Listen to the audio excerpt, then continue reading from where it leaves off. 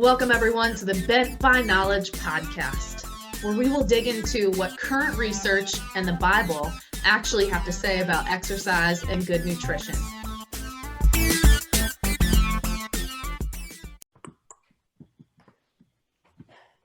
All right, welcome back everybody. Today we have here Thomas Blackwell, and I am particularly excited to talk to Thomas for a number of reasons. First, he is a fitness coach at OrangeTheory, and for many of you know that OrangeTheory has been my just about everything for the past almost 6 years, and I always appreciate a coach that is extremely knowledgeable and has advanced degrees, just to be able to give a little boost to what they're doing so they can properly educate members and things like that. And Thomas, which he'll tell you here in a little bit, has a good little bit of education to provide his solid exercise science background.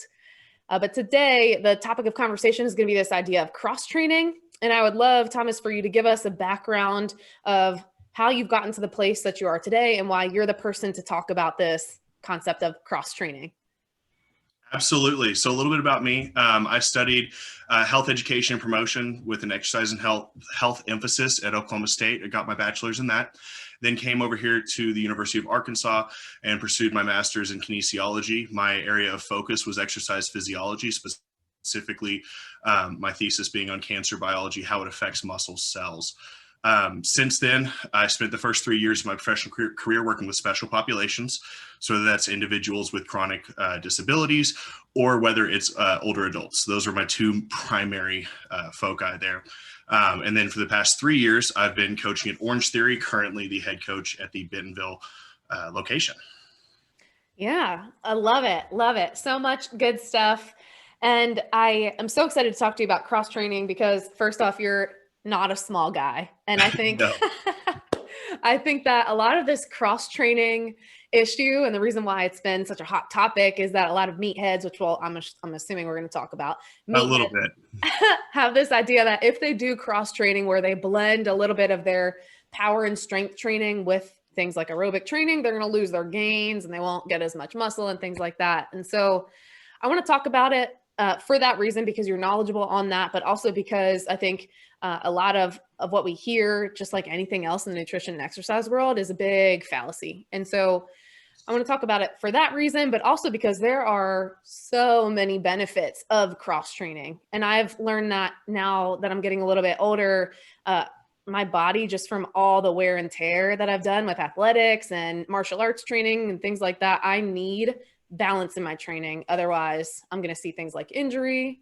I'm going to get bored, and all of these things. So super excited to talk about cross-training, of course, but before we get going, I would love you to define what cross-training is, just so we can have a vantage point to start from. Absolutely. So when we're talking about cross-training, we're talking about a training modality that's different from your specific area of focus. So a lot of people, I'll use myself, for example, I was a power lifter for many years, loved the sport, thought it was the only sport I'd ever be good at.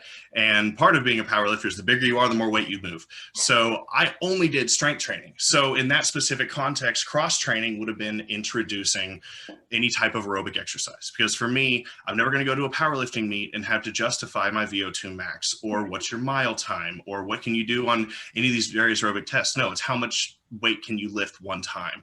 And then the flip side of that is there are individuals who really enjoy endurance sports, the people that go and do marathons and ultra marathons, anything that would be not directly measured by that. So introducing some resistance training, even if it could be sprint work, you could even start to throw into that category, because it is getting away from the measure of their sport and what you're training for. So anything that could fall into that category is what I would put into this cross-training umbrella that we're going to be discussing today.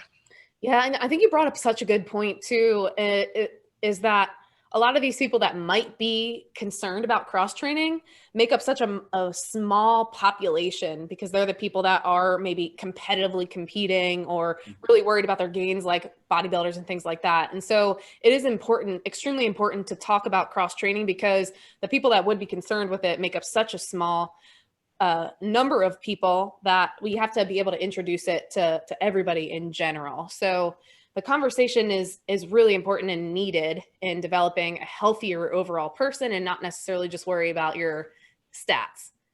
Absolutely, absolutely. Yeah. And with any of these things, it's easier to use the extreme ends of the spectrum as the examples. But with anybody, we're going to be drawn to one type of exercise. There's going to be something. I wasn't drawn to competing in powerlifting because I was a good runner. I was a horrible runner and I was garbage at it. And that was what drew me to powerlifting, was because I never had to run to do it. So even for anybody that's not on the I'm trying to compete into the spectrum, there's going to be something we're drawn to. And the takeaway here is going to be, we need to focus on our weaknesses and include those things as well. Yeah, for sure. For sure. And I know me personally, the way that I cross train, because I'm like you, my body is just built to lift heavy things and I'm good at it. I just pick them up, put it down, and my body just responds really well. My affect towards strength training is much better because it's a bit easier for me and I've worked on it for so many years. But if you put me on a treadmill, it's like, are we going to sprint? Because I'm okay with that. But are we going to do any long distance? Like, because I'm not okay with that. But those 30-second all-outs are great. Yeah, that's it. That's it. You can hit any button for 30 seconds. But I've learned to incorporate other things because, like I said, injury has shown up quite a bit.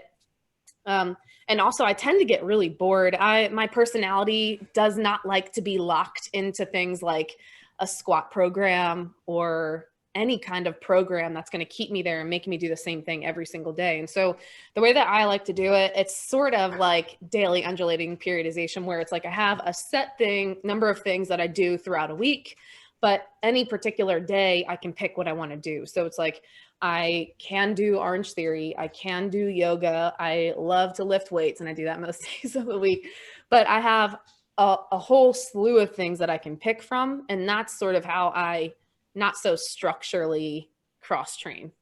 What do you personally do right now? So personally, and one of the things that will come up, I did have to retire from powerlifting a couple years back. I ruptured my quad, kind of a freak accident in a meet.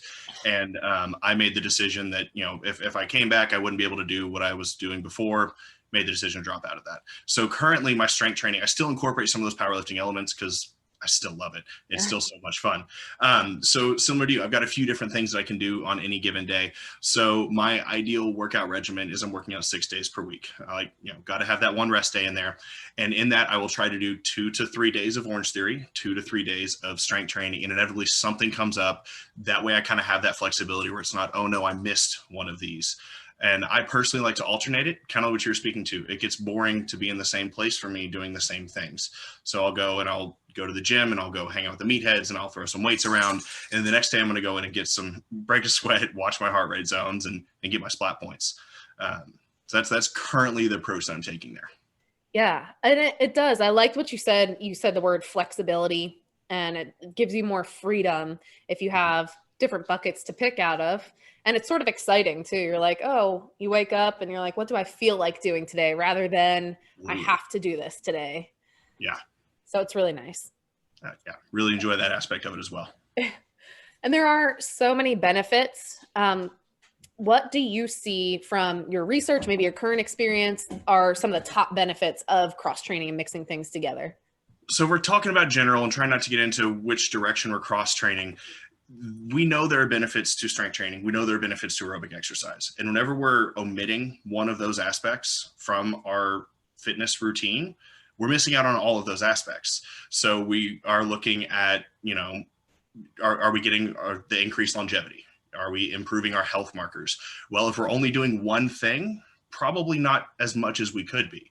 We know that longevity is really improved by strength, and as well as the length of time that we get to be independent into later stages of life. However, that doesn't matter if you're not doing anything to take care of your heart, because you're not going to get there. And so and the flip side is also true. What's the point of getting there if we can't do anything with it? One thing we already kind of talked about, it reduces a lot of that boredom. It introduces that flexibility of, man, I was supposed to squat heavy today. I'm tore up. I'm just going to go take an easier day and I'm going to go do some yoga. It helps us stay on track without getting bored, lets us be more flexible. We can also see improvement in sport. So if you do compete or you do go do marathons and you want to shave some time off, we'll actually probably see those things get better by introducing the other end of the spectrum, and as well as just overall reduce risk of injury. When we overtrain one particular movement pattern or a handful of movement patterns, we neglect a lot of other motor groups and muscle groups, things that we don't ever touch. If you're only doing squat, bench press, and deadlift, you probably don't do enough for your hip flexors. And so you're going to have a strength imbalance in your hip, and that's going to create other problems. And if you're only running, we're going to be neglecting specific aspects of the quad that are going to help balance it and help that patella track right. I mean, there's so many little things that we could dive into with that. Yeah. And I feel like all of it just comes back to having balance. Yes. But I do feel like, and I know that I've heard that people fear this cross-training thing, like we've mentioned before, because there's this purported interference effect, or you can call it a concurrent effect, where, you know, I am training toward this one particular event. Let's say it's a powerlifting event, and in potentially incorporating aerobic activity, I'm not going to see as many benefits as I would if I were just sticking to that strength training protocol. So can you talk a little bit about the interference effect or the concurrent training effect? Yeah, so that's one thing you'll hear thrown up is, oh, well, I can't lift as well if I go run that morning and things like that. So it's a concept that we have in theory that we can only adapt so much to stimuli within our body for growth.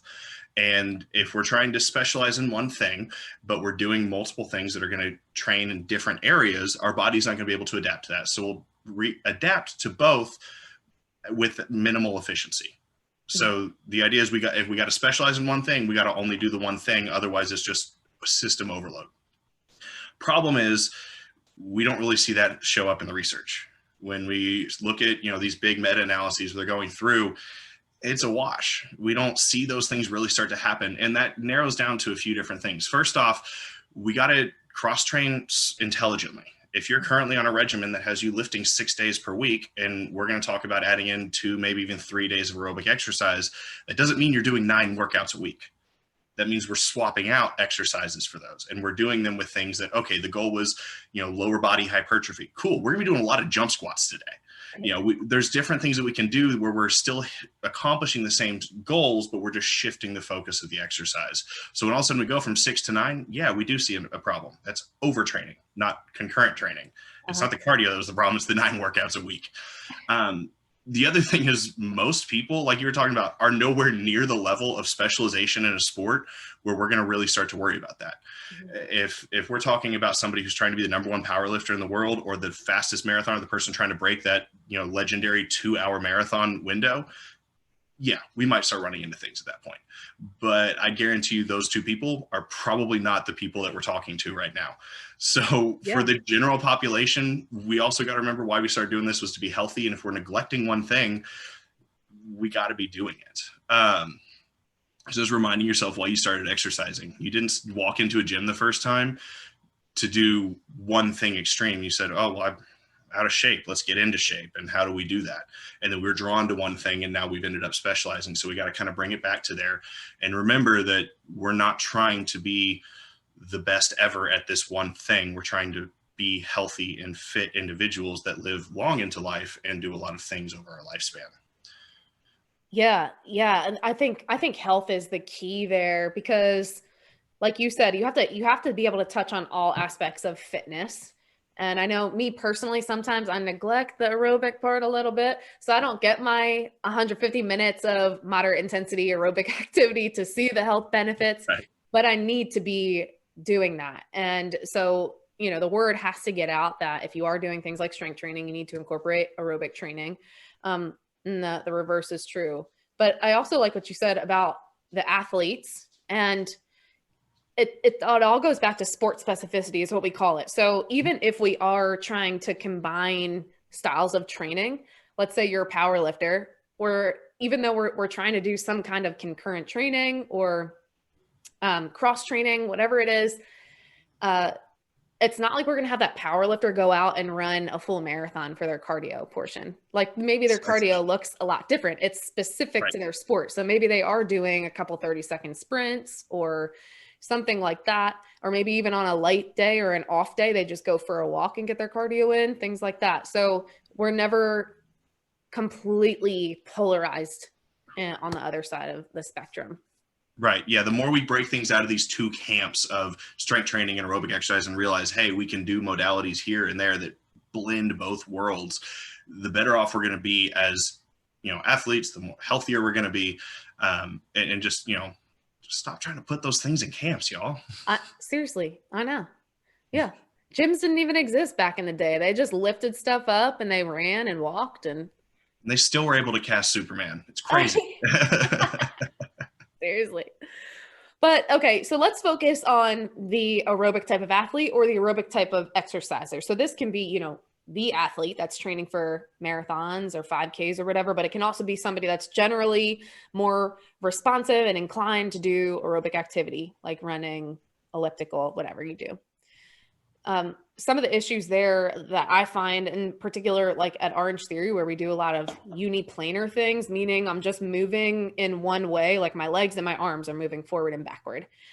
We can, from that primary focus, get a whole lot of injuries because we're not working on other areas. So cross training can be of great benefit for these aerobic athletes.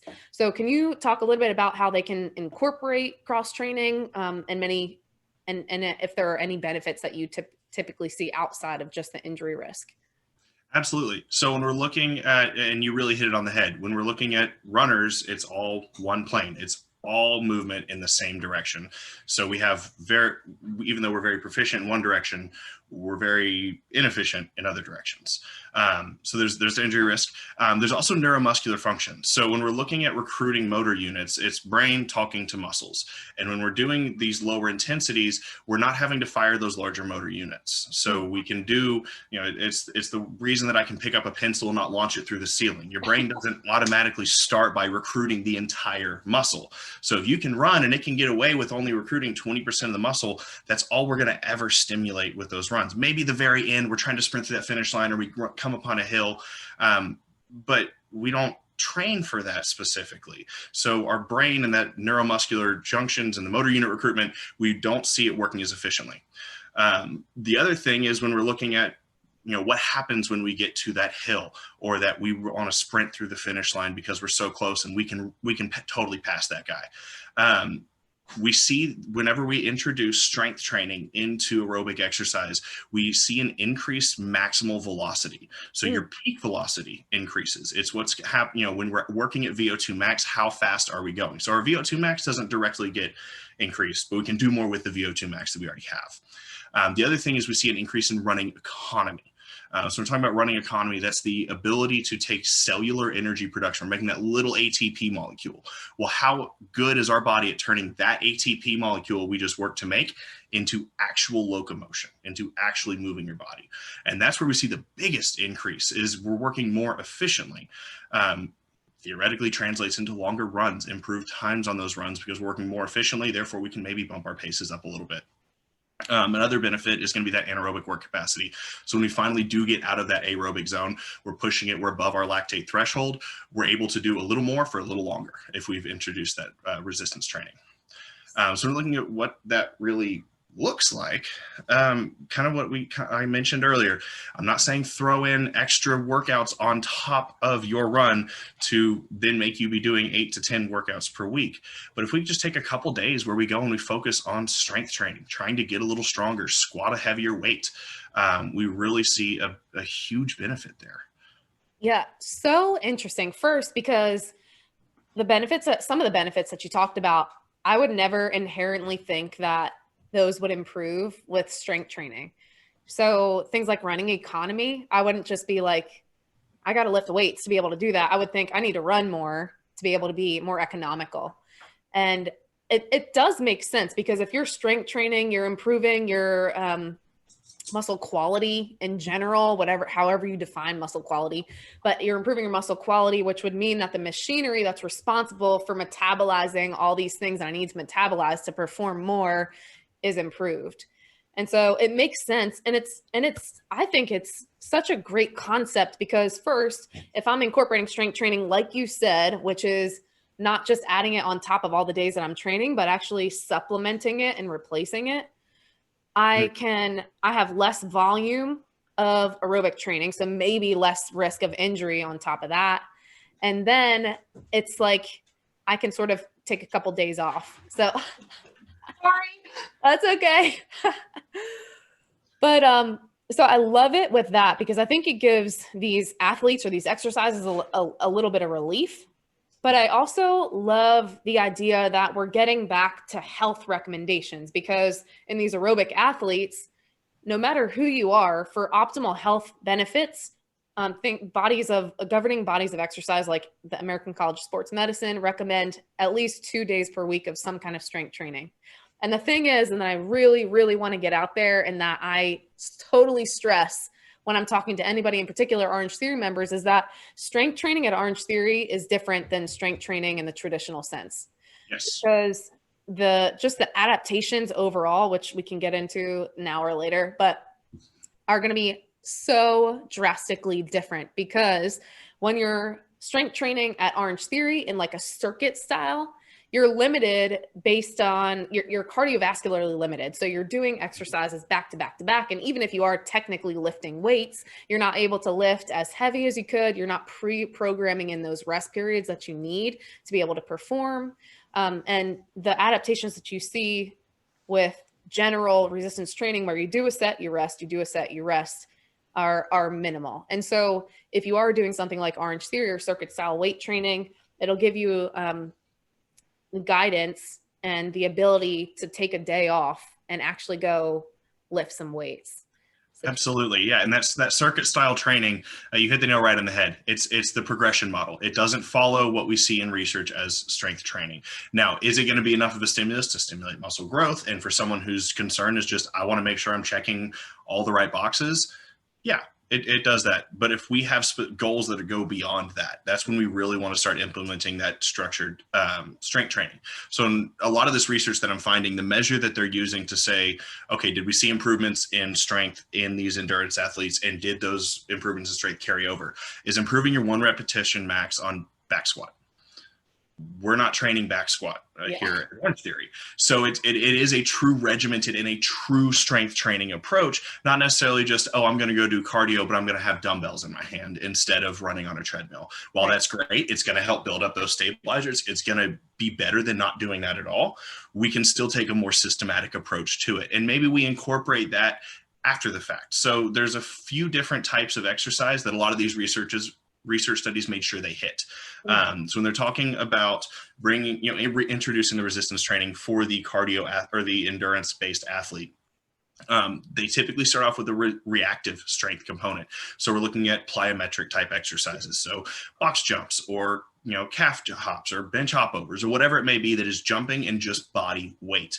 Reason being that's where we really start to see that stimulus for growth within the tendons. And it's also fairly sport specific. I mean, when you're running, that is reactive strength right there. So we want to start by training that.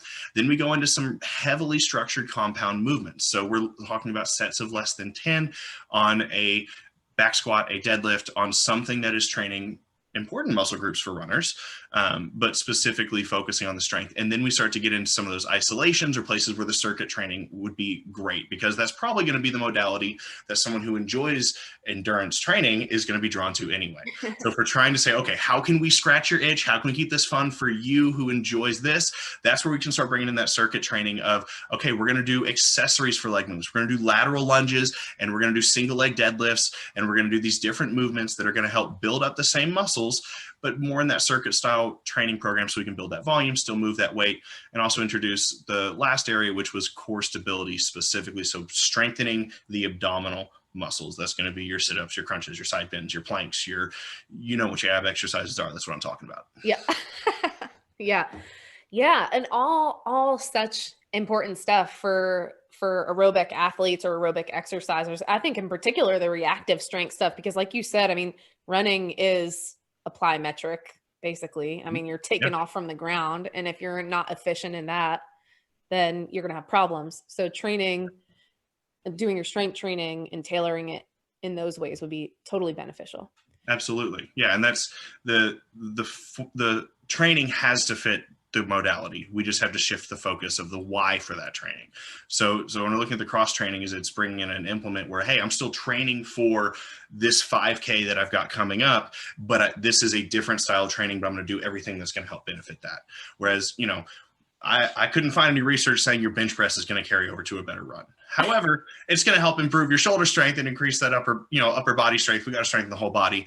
So, maybe throw that in on that circuit side of things if it's not something you're super drawn to, but we still got to make sure we strengthen every muscle in the body. And that's one of the things I love about Orange Theory is it brings in those little movements that hit that one hip stabilizer you didn't even know you had, and then you can't walk right for 2 days.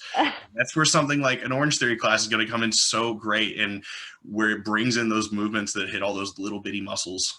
Yeah. Totally support that. And I mean, some of those exercises still get me in that same way. I'm like, oh my gosh. That mini band and the ab dolly every time. Those two things just tear me up. The devil's skateboard. Skateboard. So effective though. Yeah, so effective. Let's flip gears now though. So we talked about the aerobic athlete or exerciser. Let's talk about the strength athlete or exerciser, just because most of the fear is in this population. Yes. Yeah, that's the common saying you'll hear thrown around a gym is cardio kills gains. Why would I do cardio? Like I'm trying to put on mass. Why would I do something that's going to make me smaller? And it all goes back to that interference effect that is theory at best, and we don't really see practicing. And I haven't really noticed any of the people that I'm saying that either hopping on a bodybuilding stage or getting on a powerlifting platform. So at the end of the day, what you talking about? So when we're looking at the increased benefits, it's all that's the benefits of aerobic exercise, which there's so many. And most of us know this, but just as a reminder, it's that increase in cardiovascular health. When we're doing strength training, your blood pressure, especially while you're underweight, is through the roof. I've seen some numbers of people having blood pressure of like 400 over 300 during a maximal back squat. And let me just get in here real quick, because so a lot of my research training in the past was in arterial health. So things like blood pressure, arterial stiffness. Yeah. And so I've seen it in a research setting. There's so many studies that show that a strength training session, like you said, can increase your blood pressure significantly. And that arterial stiffness, literally the hardness of your arteries, the conduits that your blood is pumping through, can remain stiff for up to 24 hours after a lifting session.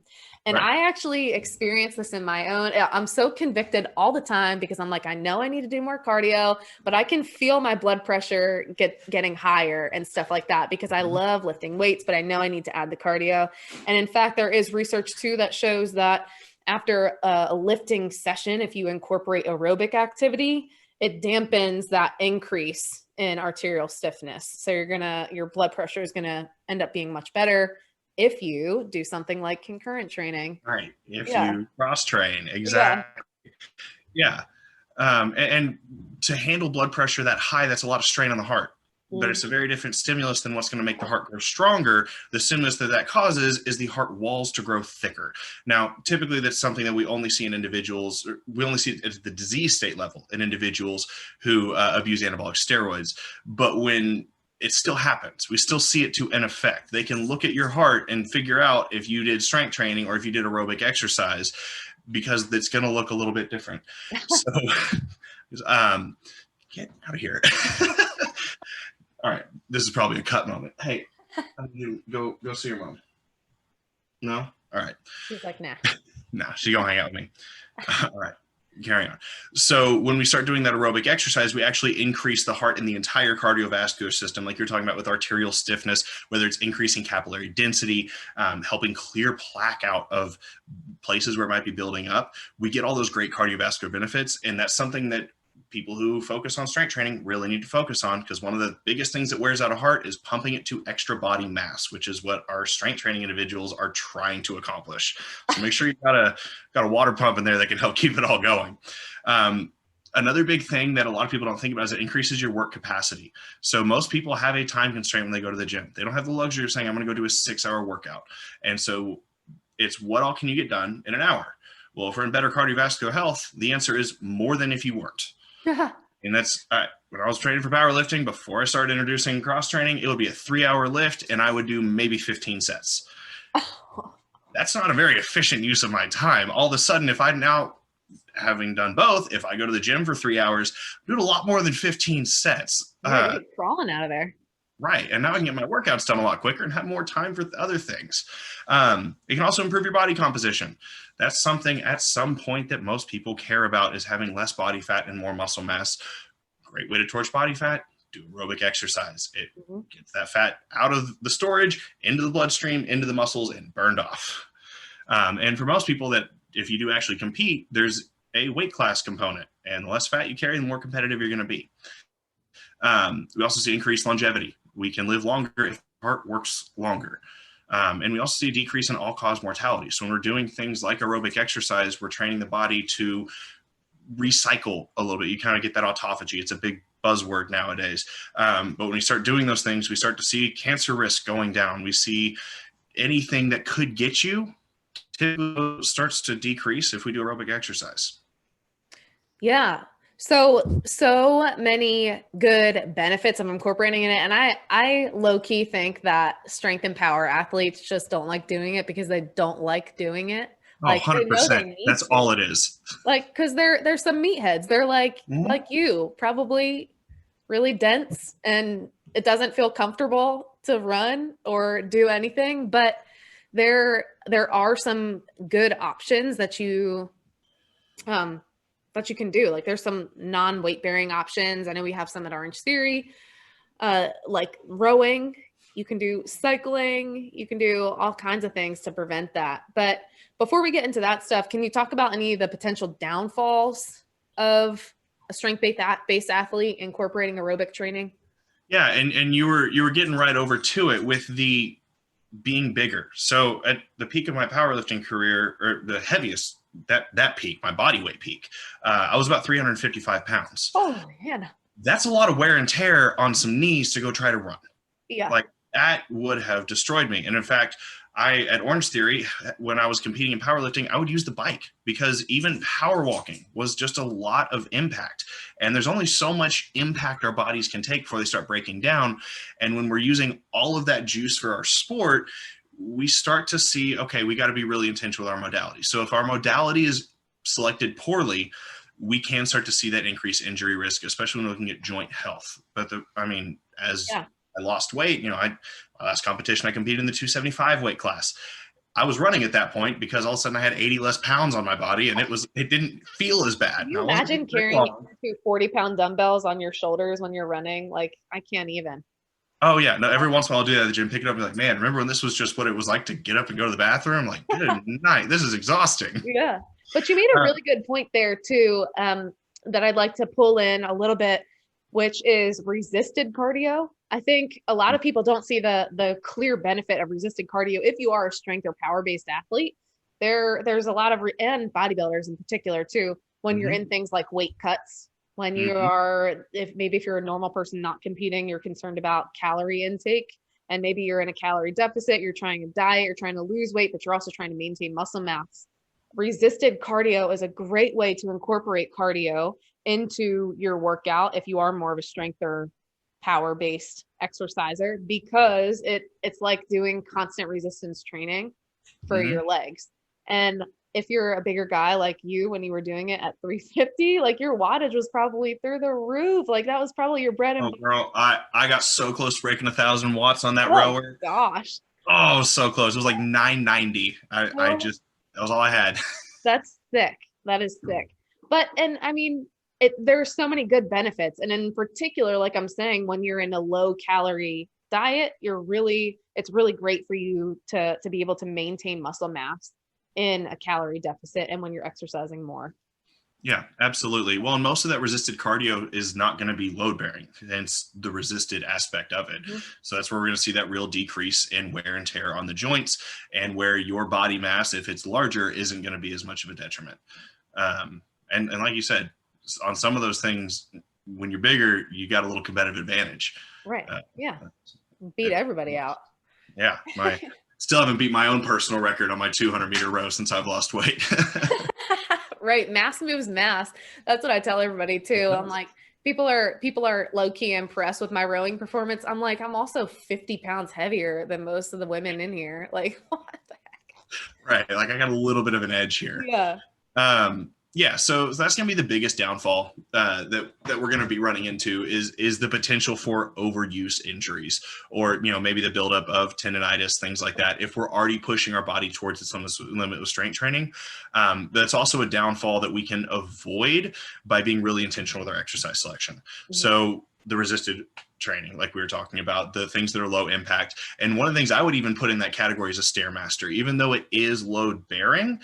It's not impact, it's slow and it's steady. So for me personally, when I was training for powerlifting, the Stairmaster was my steady state cardio. But when we're looking at what type of aerobic exercise to introduce, we see a real decrease in that injury risk when it's high intensity interval training, specifically for the strength focused individual. We get a lot more out of a lot less time. So if our concern is, okay, how far can I go before my knees start to ache? If we're trying to get, it's looking like an hour of aerobic exercise of a steady state, as opposed to maybe 20 to 30 minutes of low intensity. So that's going to help out in that front. It also carries over a little better where we're looking at. Yeah. And I think too, that, like I said before, I mentioned this whole thing called affect, which is just how you feel towards something. And I think that with these strength and power-based athlete and exercisers, they have such a better affect to something like high-intensity interval training because they're just better at it. Like you tell them to do a couple 30-second sprints, and they're totally 100% game because they're like, I can do that. I can do anything for that length of time. But if you tell them to go run a 5K, they're going to like pee in your Cheerios or something. Like it's... It's definitely, they have a better outlook on it if it's something that is more sports specific. So I love that idea of doing HIIT versus steady state for this population. Well, we also see a pretty big carryover. I was reading some research that suggests that if we use HIIT and we specifically use a bike, a stationary bike, something that's resisted, well, first off, if you do that, you're going to notice very quickly that that's working the quads a lot.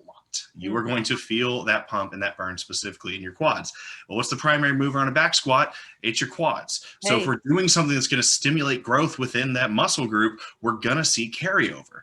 And whether it's direct, hey, we are hitting different muscle fibers, but within the four muscles of the quadricep, not every one of them works anaerobically versus aerobically. So if we can strengthen that vastus medialis with aerobic exercise, it's going to help balance the growth there on the vastus lateralis and give us a larger potential to squat more weight. And so we can really start to see that when we pick the right modality for what we're trying to accomplish. Love it. Love it. So how would you incorporate aerobic training then for these guys?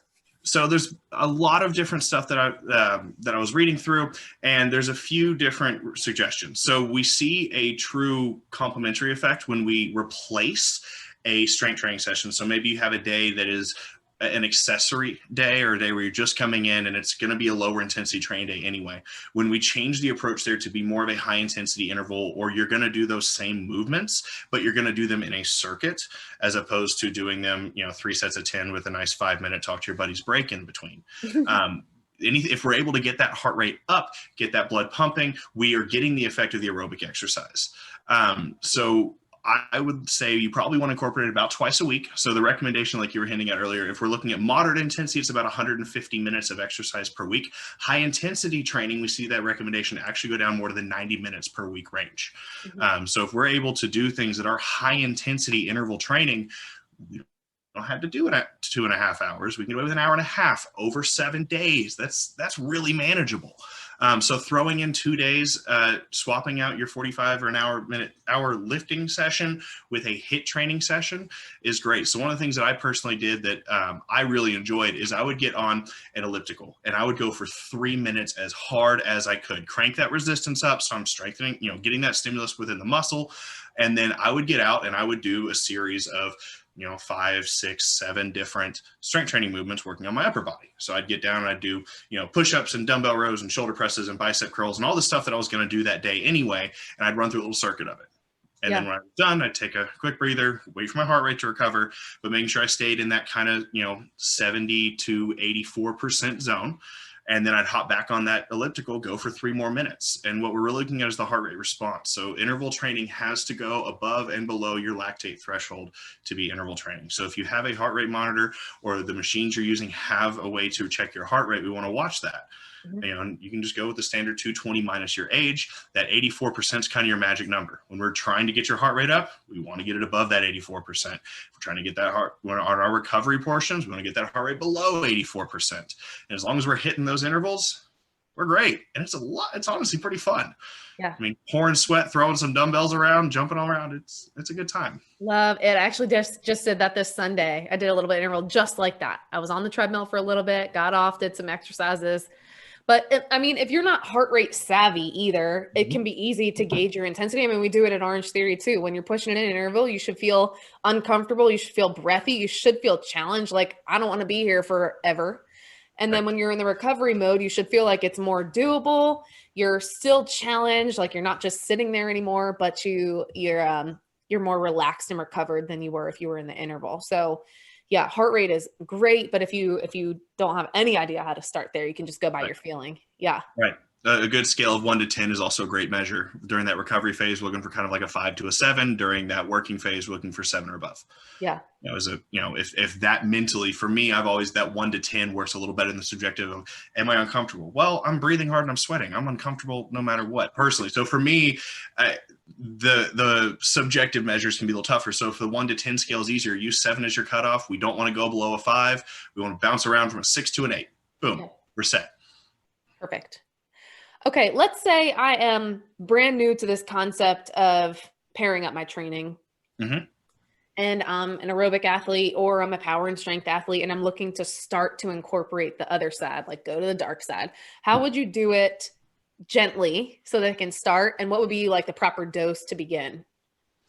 Yeah, so what's interesting, if we look at the time, so for the sake of laying this out, we're going to assume that if we are a strength athlete doing aerobic exercise, we're going to do high intensity interval training, and we'll do 45 to 1 hour sessions. And then we'll make the same assumption for the cardiovascular or endurance athlete that is coming over to do strength training. 2 sessions, and our sessions are 45 minutes to an hour. Well, to hit the recommendations, we're looking at 60 to 90 minutes from most accrediting organizations. It's somewhere in that window for strength training per week, split up amongst 2 sessions. For aerobic exercise, it's a cumulative effect that we're looking at. Even if it's 5 minutes at a time, we want to hit that threshold. So what I would say is swap out 2 of your current sessions, if we're already approaching the maximum amount of time that we have, for a intentional day of training the opposite way. So if you're currently going on 5 runs per week and 5 workouts per week is all you have time for, cool. We're going to swap it out to where it's 3, maybe make those runs longer to make up that mileage and still hit that total goal for the week. And then take those other 2 days and we're going to focus on getting stronger. We might throw a barbell around or go in and, we're doing our traditional 3 sets of 10 with structured breaks in there, because we want to focus on, if we're already doing aerobic exercise, we don't want to do circuit training. So we already talked about that a few minutes ago, where we want to make it structured, true strength training. And then including within those kind of 4 main areas we talked about. We want to make sure we have something we're training reactive strength, whether it's, plyometric, traditional box jumps or jumping rope, or just something where we're jumping around and our body's absorbing impact. We want to make sure we're training a compound movement. And with that, we want to be going, approaching technical failure for sets of less than 10 reps, maybe 3 sets of 8, something along those lines. There's no magic number there, but just a general heavy enough where we couldn't do it for 10 to 12 reps. And then we can make it where we're doing those accessory movements. And I would highly encourage to keep it in that 3 sets of 10 with those set breaks. So we're hitting all those stimuli. But if going in the gym and lifting weights is just not going to happen unless you get your heart rate up and break a sweat, that's the point where we can maybe look at throwing some circuit training in there, where if our focus is on lower body, we're going to do goblet squats, we're going to do some weighted lunges, and then we're going to do some crunches, and we're going to rotate through those. Yeah. A little longer break than you think you need, because we're trying to use a specific energy system. Just because you can keep going after each round, give yourself a minute, set a stopwatch if you have to. But the trick is, with all those movements, as many as you can, we want to make them weighted and load bearing, with the exception of that reactive strength, that plyometric training. That never, ever, ever make load bearing. Always do body weight for those. Yes. But for everything else, we want to make sure we're actually moving weight that is not our own body weight. That's really where we start to see those effects. So just because you can do 100 squats and start to feel a burn in your legs, 100 reps, we're not training anaerobic energy systems. We're not hitting those specific muscle fibers we need to be hitting. Yeah, you made such a great point there too. I love it. But and then, oh, go ahead. Go ahead. I was just going to switch over to strength training. So, yep. So with the strength training, I would kind of keep it the same concept of twice per week. You're going to switch out a couple of your exercises if you're already at your maximal amount of training per week for some type of, my suggestion would be HIIT. Because we see a lot of carryover to sport specificity, adherence is probably going to be a little higher, because if you're drawn towards the strength side of things, if I tell you to go out and run 3 miles, you're probably going to tell me no. So it's gonna, and you might do it once or twice. I work with strength athletes. I know what happens. That cardio day coincidentally just never happens. So, but if I make it fun and make it a circuit, and hey, your goal is to get through as many rounds as you can in an hour, all of a sudden it shows up. So for if you just hate that aerobic exercise, make it a game and make it something fun and make it movements you enjoy. That's going to be the biggest takeaway, is if you can make it something you enjoy doing, you're going to do it. And remember, the goal is we want to keep that blood pumping. We want to be breathing hard. We want to be going from, okay, I could do this intensity for a while and I got 3 minutes before I need a breather, and kind of going back and forth between those, or that 6 to 8, or that, above and below 84% of your maximal heart rate. We want to make sure we're cycling between those different things. And within that, the modalities, the options are endless, as long as we're moving with that pace. Right. The only advice would be making sure that we don't do things that are going to add extra wear and tear to areas that already receive a lot of wear and tear. Mm-hmm. Now, if that's just not your cup of tea, you mentioned something earlier, going for a walk. So that's intentional aerobic exercise. So one of my favorite modalities, especially if I'm trying to cut weight and I'm in a calorie deficit and I don't have the energy to go do something like high intensity interval training. Now, if you go to something like OrangeTheory, there's the community aspect. You've got the coach, it helps. But if you're doing this on your own and you don't have any gas in the tank because you haven't had a carb in 2 weeks, you're probably not going to go run around like a madman for an hour. So what I like to do was put on a weighted vest and go for a walk, and put on a podcast and just go walk for an hour. And that was one of my training sessions. Yeah. Didn't tear me up, pouring sweat, heart rate was way up. My watch definitely registered it as exercise without me having to tell it I was exercising. So I know I was doing something productive. And if that's going to be the approach we take, we could do that for our rest day. We could kind of take it into more of that active recovery side of things. We just want to make sure if we're going that more moderate intensity, we're accumulating 2.5 hours over the week. Yeah. And in that same active recovery vein, I love the idea of incorporating yoga into your training. And I say that I'm biased because I'm a yoga instructor and I love practicing. I mean, there are numerous benefits, like you can't even imagine, like flexibility, your awareness of your body in space, things like balance, and of course, mindfulness and all the mental stuff. And it can be a really good workout too. If you're not in an active recovery day, you can take like a power class and do more of like the calorie burning, heart rate torching type of classes. So you can talk a little bit about adding yoga to your sessions. Absolutely. So that's one of the things that I actually have all of my clients that I work with do, is one yoga session per week. Even if it's a 15-minute YouTube video and it's the same one every time, like you mentioned, the flexibility training, no matter what the specialization is, I don't know anybody that does enough stretching, except for people that do yoga really heavily. I do. That's my favorite part of a workout. Well, gold star. You're in a very small minority. Yep. So flexibility training is one. It's one of those things. If we're not in that kind of yoga setting, it's just not. I don't know. We just kind of skip out on it. It's the same thing with the little, the couple ab exercises we're going to do right before we head home, and then we get too tired. Remember, got to put dinner on, and we skip out on it. It falls into that same category. And so when we say, hey, today, if it's Sunday, it's my active recovery day. I'm going to get up this morning. I'm going to start by doing a little bit of yoga, or I'm going to go to a class this afternoon and go through it. And if you want something more into high intensity, yeah, absolutely. Those power classes or the hot yoga definitely cranks that intensity up. One of my favorite aspects, though, of yoga is the mindfulness aspect. And you kind of hinted on it with the where your body is in space. So there's the internal connection to your body as you're trying to hold this position, and you've got to figure out how to keep that tiny little stabilizer in your pinky toe from giving out on you, because otherwise your weight's going to shift and you're going to fall down. That's something you don't do anywhere else unless you're trying to hold those poses. And then there's also just the taking a break and doing an activity where you're having to hold something for a while, and that mindfulness and that thought process, and most yoga classes end with a period of meditation. That's so hugely beneficial. I'm not going to speak for the endurance athletes, but I can tell you firsthand, a lot of meatheads don't take any time to work on themselves and sit in that uncomfortable headspace. So even though we can say, hey, I'm working towards my goals because I need to maintain my flexibility, we also get to sneak in a little bit of mental health there. Yeah, you need it. You need it. Okay. Yeah. And the thing is that I love this conversation that we've been having and incorporating all the things, but I do know that there could be some potential barriers to trying to implement so much. And I know you've already mentioned a good idea to address some of these potential barriers is just to not add on to what you're already doing, to subtract and then add on what you need to be supplementing with. But some of the biggest barriers that I might see would be something like time, of course, because everybody's limited with time. Even people that don't exercise don't have enough time for anything.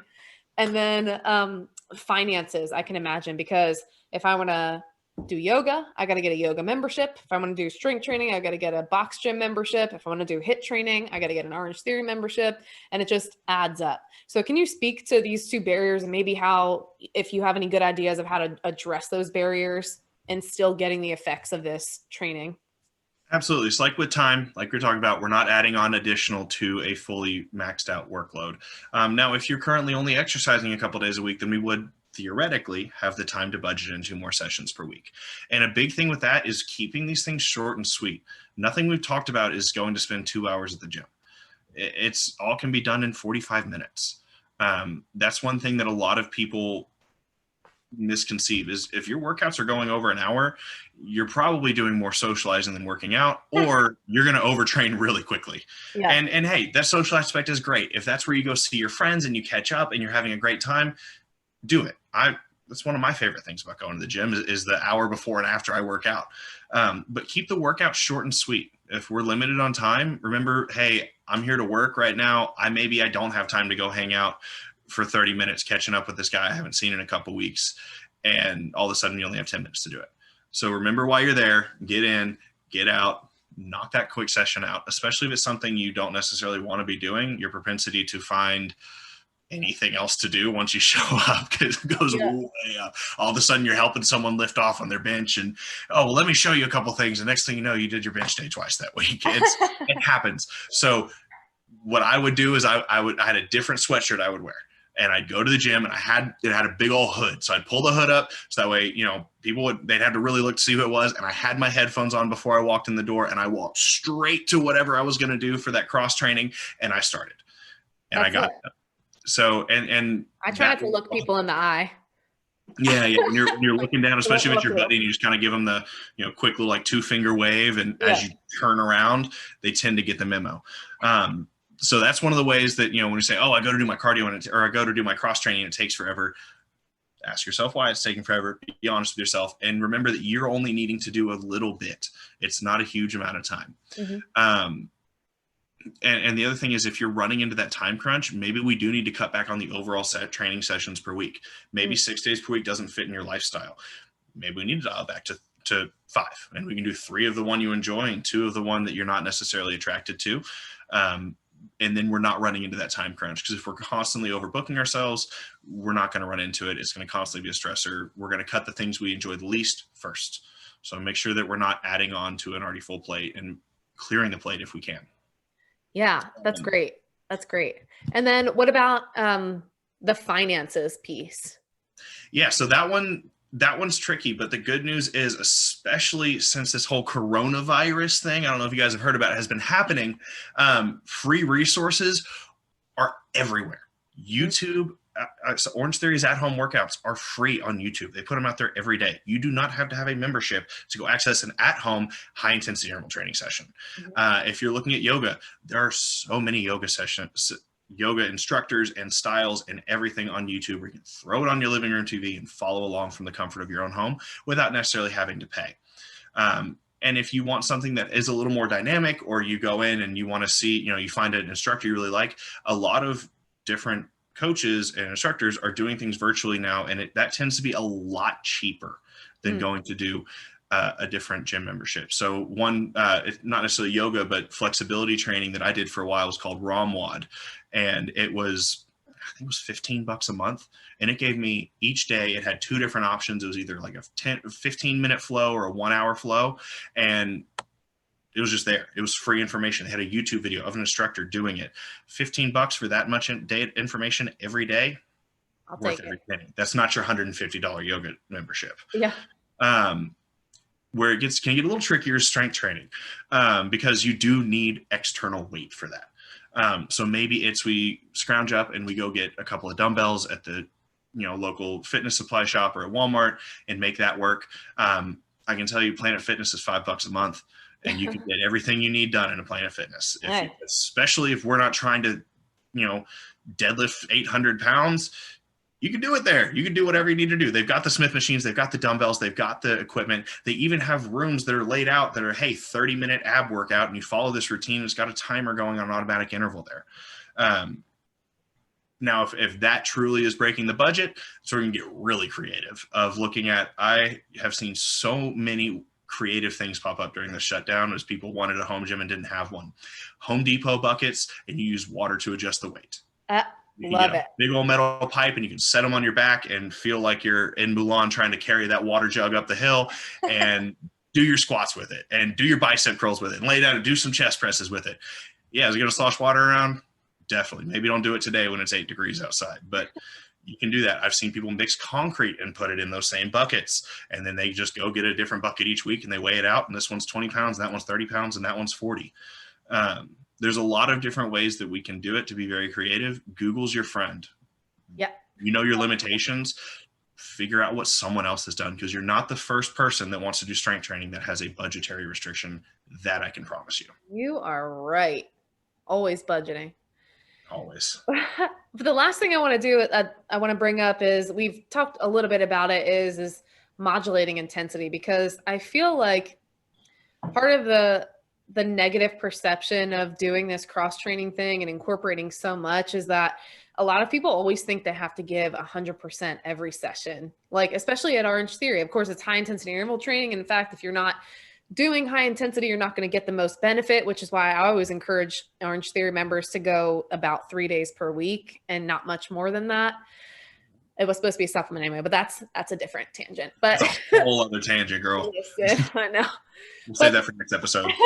Yeah. But the thing is that you don't have to go 100%. And in fact, a lot of the highest level athletes have intentional high intensity days and intentional low intensity days, where you think that these high level athletes will be sprinting all the time. Sometimes they're just walking with a rucksack, like you said, and things like that, because they have to program it in there. And so can you talk about how to properly modulate your intensity when you're doing cross training like this? Absolutely. So like you're saying, if we go full throttle all the time, we're going to hit burnout, whether it's because we physiologically start running into overtraining, or mentally we just can't handle that. We are not designed as creatures to be able to go 100% all day, every day. It opens up an entire can of worms, and probably enough for a whole series of podcasts on. We can't operate at 100%. We have to have those days. So we talked a little bit about doing yoga. That's what I like about it, is it's a day at 40 to 50%. I'm going to intentionally move, and I'm just going to, I might sweat a little bit. Yeah, I'm going to breathe, but it's just going to be there. When we were talking about going for a walk, throwing on a rucksack or a weight vest, or, just walking in general, or going for a hike, that's moderate intensity right there. I have never been on a hike where I'm sitting there hitting my limit. And on those walks, that's the whole point. I don't want to hit my limit. I don't have enough gas to do that. So when we're trying to figure out how to modulate, we want to make sure we're saving our highest intensity for what we care about the most, or what we enjoy doing the most. So if you're drawn to the endurance side of sports, you're going to really enjoy your long run. And so we want to say, okay, there's my maximal intensity day. There's the day where I'm going to accumulate the most fatigue. And we want to be intentional with that and make sure that we're not doing something on days right around there where we're also accumulating fatigue. And most runners have a good concept of this when they look at their daily mileage. And you'll see a daily undulating periodization approach, which is a strength training term, taken to the running. Where, hey, I'm going to do a long middle run, and I'm a short run and a middle run, and then I'm going to do 2 short runs, and then I have my long run for the week. Yeah. That sounds really familiar for the strength training side of things. And so we follow that same approach. And when it comes to strength training, hopefully we're not going into the gym trying to max out every single day. If you are, we need to have a conversation about that. We can't do it. Your body's going to break. So taking those days, think about your bodybuilding days if you're a strength athlete, or the days where you're going and you're just chasing the pump. That's pretty low intensity day. You're doing a lot of volume. So a lot of us are kind of already keyed into this concept. And so remembering that when we're swapping out days for those, for our cross training, if we're looking at an endurance athlete, make sure we're not swapping out your moderate intensity runs for something that you're going to go do at a lower intensity, and vice versa. We don't want to swap out your max squat day for cross training, but keep your bodybuilding day in there. So being intentional with it, most of us that are in this game already have some grasp on that concept of what's my lowest intensity day, what's my easiest day in the gym. And that's where we want to start with the cross training. And eventually, maybe we can ramp it up as we start to get used to a little more. But we'll see a huge response to a very small stimulus when we introduce something that we aren't doing. We don't need to go do crazy amounts. You powerlifters, don't go start running half marathons on the weekend. You don't need to do that. You can't handle it. Yeah. Replace that accessory day you probably skip half the time anyway, and go for a long walk, or go in the gym and do some intervals. And endurance athletes, those low mileage days, you're doing that just to keep blood flow. So let's get blood flow pumping a different way, where we're going out and we're doing strength training. We're still going to get that blood flow we're looking for. We're still going to clear that lactic acid buildup, but we're going to do something that's going to help us in the long run and make sure that we're getting all the benefits of both sides of the coin. Yes. So much great information, Thomas. I appreciate you so much for being on and sharing your wealth of knowledge. And I will have all of Thomas's contact information in the show notes. So if you ever want to reach out to him and ask him any questions about exercise physiology, or specifically, of course, cross training, you can definitely do that. But thank you so much again, Thomas, for being on, and we'll definitely have to catch up again soon. Absolutely. Thank you for having me. It's been a pleasure.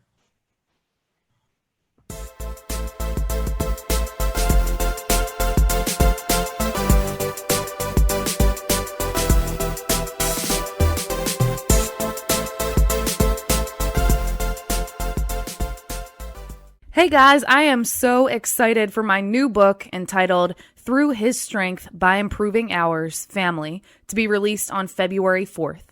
This book has been strategically designed to educate parents and caretakers on what the Bible and research have to say about exercise and nutrition.